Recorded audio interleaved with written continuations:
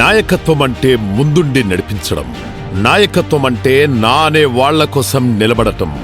నాయకత్వం అంటే ప్రత్యర్థి ఎవరైనా సరే ధైర్యంగా పోరాడటం. ప్రస్తుత రాజకీయాల్లో అలాంటి నాయకులను వేళ్లపైన లెక్క పెట్టొచ్చు.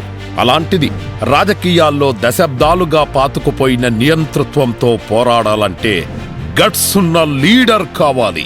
ఎన్ని కష్టాలెదురైనా మొండి ధైర్యంతో ముందుకెళ్లే నాయకుడు రావాలి. ఇదే కడప ప్రజల ఆశ, ఆకాంక్ష.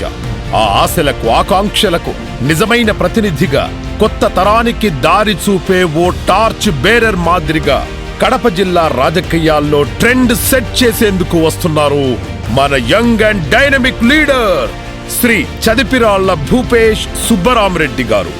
దేవగుడి కుటుంబ వారసుడిగా చిన్న వయసులోనే రాజకీయాల్లోకి వచ్చిన పేదలు, బీసీ, ఎస్సీ, ఎస్టీ, మైనార్టీల సమస్యలు తెలిసిన వాడిగా రాజకీయ ప్రయాణం సాగిస్తున్నారు.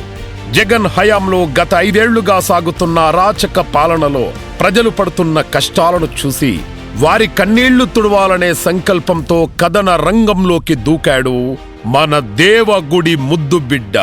ప్రస్తుత ఎన్నికల సంగ్రామంలో కడప పార్లమెంటు స్థానము నుంచి టీడీపీ, జనసేన, బీజేపీ ఉమ్మడి అభ్యర్థిగా బరిలో ఉన్న శ్రీ భూపేష్ రెడ్డి గారికి అండగా నిలుద్దాం.